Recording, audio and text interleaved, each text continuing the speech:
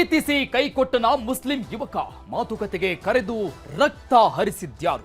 Nurse ಕೊಲೆ ಸ್ಟೋರಿಗೆ ಹೊಸ twist. Nurse ಕೊಲೆ ಸೀಕ್ರೆಟ್.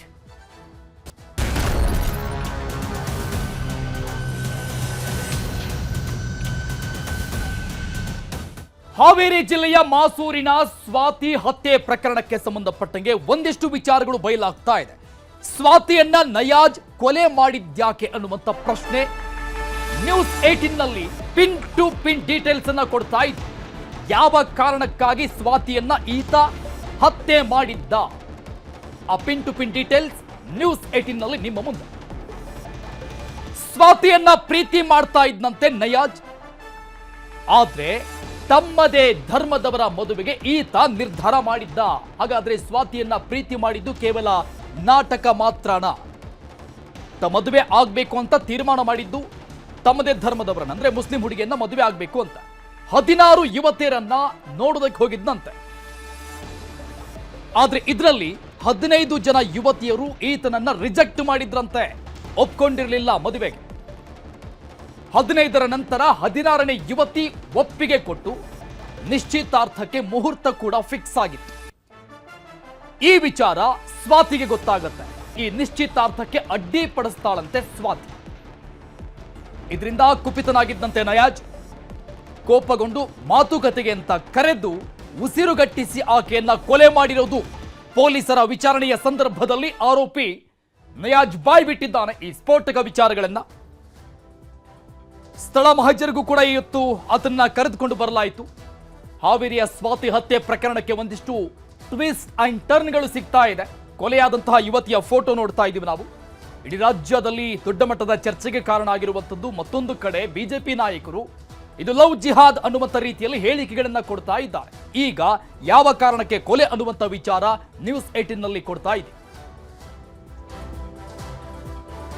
ಹಾವೇರಿ ನರ್ಸ್ ಸ್ವಾತಿ ಹತ್ಯೆ ಪ್ರಕರಣ ಆರೋಪಿ ನಯಾಜ್ ಜೊತೆ ಸ್ಥಳ ಮಹಜರನ್ನ ಮಾಡಲಾಗಿದೆ. ಕಾಂಪ್ರಮೈಸ್ ಮೀಟಿಂಗ್ ಮಾಡಿದಂತಹ ಸ್ಥಳ ಏನಿತ್ತು, ಆ ಸ್ಥಳಕ್ಕೆ ಆರೋಪಿಯನ್ನ ಬಿಗಿ ಪೊಲೀಸ್ ಬಂದೋಬಸ್ತ್ನಲ್ಲಿ ಕರೆದುಕೊಂಡು ಬಂದು ಆತನನ್ನ ಮಹಜರು ಮಾಡಲಾಗಿದೆ, ಸ್ಥಳ ಮಹಜರು ಮಾಡಲಾಗಿದೆ. ಸ್ವರ್ಣ ಪಾರ್ಕ್ನಲ್ಲಿ ಸ್ಥಳ ಮಹಜರು ಮಾಡಲಾಗಿರುವುದು. ಪಂಚನಾಮೆ ರಾಣೆಬೆನ್ನೂರು ಹೊರವಲಯದಲ್ಲಿರುವಂತಹ ಸ್ವರ್ಣ ಪಾರ್ಕ್, ಇದೇ ಸ್ಥಳದಲ್ಲಿ ಆಕೆಯನ್ನ ಕಾಂಪ್ರಮೈಸ್ಗೆ ಅಂತ ಕರೆದುಕೊಂಡು ಬರಲಾಗಿತ್ತು. ಮೀಟಿಂಗ್ ಮಾಡಿದ್ದು ಸ್ವಾತಿ ಮತ್ತು ನಯಾಜ್. ಆ ಸ್ಥಳಕ್ಕೆ ಆರೋಪಿಯನ್ನ ಕರೆದುಕೊಂಡು ಬಂದಂತಹ ಎಕ್ಸ್ಕ್ಲೂಸಿವ್ ಆದಂತಹ ದೃಶ್ಯವನ್ನು ಕೂಡ ನಾವು ಸ್ಕ್ರೀನ್ ಮೇಲೆ ನೋಡ್ತಾ ಇದ್ದೀವಿ. ಬಿಗಿ ಪೊಲೀಸ್ ಬಂದೋಬಸ್ತ್ನಲ್ಲಿ ಆರೋಪಿಯನ್ನ ಸ್ವರ್ಣ ಪಾರ್ಕ್ಗೆ ಕರೆದುಕೊಂಡು ಬರಲಾಗಿದೆ. ಇದು ರಾಣೆಬೆನ್ನೂರಿನಿಂದ ಒಂದಿಷ್ಟು ದೂರ ಇದೆ, ಅಂದ್ರೆ ಒಂದಿಷ್ಟು ನಿರ್ಜನ ಪ್ರದೇಶದ ರೀತಿಯಲ್ಲಿ, ಯಾರು ಅಷ್ಟಾಗಿ ಓಡಾಡೋದಿಲ್ಲ. ಅಲ್ಲಿ ಆಕೆಯನ್ನ ಕರೆಸ್ಕೊಂಡು ಮಾತುಕತೆಗೆ ಅಂದ್ರೆ ಕಾಂಪ್ರಮೈಸ್ಗಾಗಿ ಆಕೆಯನ್ನ ಕರೆಸಿದ್ದ ಈ ನಯಾಜ್. ಕರೆಸಿ ಉಸಿರುಗಟ್ಟಿಸಿ ಕೊಲೆ ಮಾಡಿರುವಂಥದ್ದು ಆ ಸ್ಥಳದ ಮಹಜರಾಗಿದೆ. ಕಾರಣವನ್ನ ನೋಡ್ತಾ ಇದ್ದೇವೆ ನಾವು, ಯಾವ ಕಾರಣಕ್ಕಾಗಿ ಈ ನಯಾಜ್ ಸ್ವಾತಿಯನ್ನ ಕೊಲೆ ಮಾಡಿದ ಅಂತ. ಇನ್ನು ಹಾವೇರಿಯ ನರ್ಸ್ ಸ್ವಾತಿ ಕೊಲೆ ಪ್ರಕರಣಕ್ಕೆ ಸಂಬಂಧಪಟ್ಟಂಗೆ ಇದು ಲವ್ ಜಿಹಾದ್ ಅಂತ ಬೊಮ್ಮಾಯಿ ಎಕ್ಸ್ ನಲ್ಲಿ ಪೋಸ್ಟ್ ಮಾಡಿದ್ರು.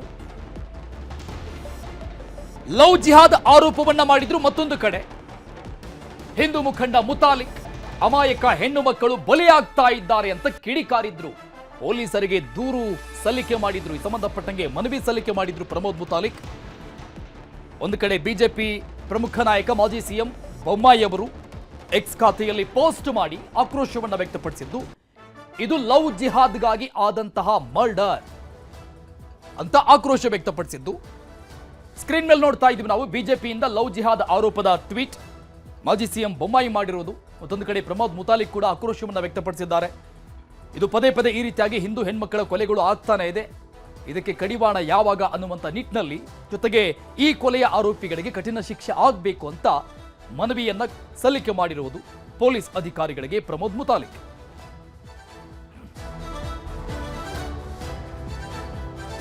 ಇದು 100ಕ್ಕೆ 100 ಲವ್ ಜಿಹಾದ್ ಪ್ರಕರಣ.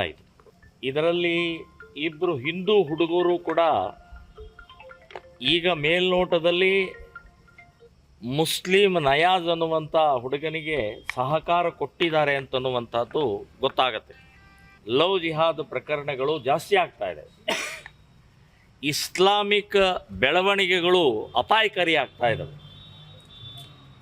ಈ ಮಾಸೂರು ಘಟನೆ, ನಯಾಜ್ ಅನ್ನುವಂಥ ಹುಡುಗನ ಜೊತೆಗೆ ಪ್ರೀತಿ ಇತ್ತು, ಬೇರೆ ಮದುವೆ ಆಗಕ್ಕೆ ಸಿದ್ಧತೆ ಮಾಡ್ಕೊಳ್ಳೋ ಹಿನ್ನೆಲೆಯಲ್ಲಿ ಅವರಿಬ್ಬರ ಮಧ್ಯದಲ್ಲಿ ಜಗಳ ಆಗಿದೆ. ಯಾಕೆ ಈ ರೀತಿ ನಿಮ್ಮ ಮಾನಸಿಕತೆ ಇದೆ? ಇದು ಮುಸ್ಲಿಮರ ಮಾನಸಿಕತೆ ಇದೆ. ಇದು ಕಸಾಯಿ ಖಾನೆ ಥರ ಕೊಚ್ಚ ಹಾಕೋದು, ಹೊಡೆಯೋದು. ಸೊ ಈ ಕೊಲೆ ಮಾಡುವಂಥ ಮಾನಸಿಕತೆ ಇದೆಯಲ್ಲ, ಇದು ಬಹಳ ಡೇಂಜರಸ್ ಇದೆ.